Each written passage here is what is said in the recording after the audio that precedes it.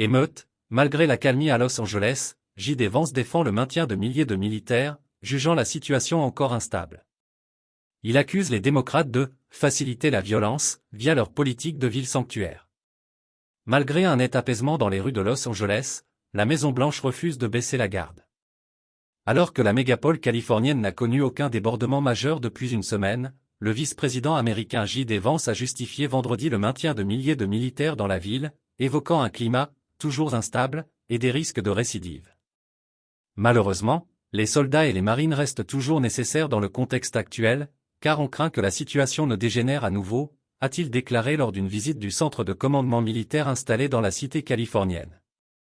Il a salué la décision rendue la veille par une cour d'appel fédérale, qui valide le déploiement de la garde nationale sans l'aval du gouverneur.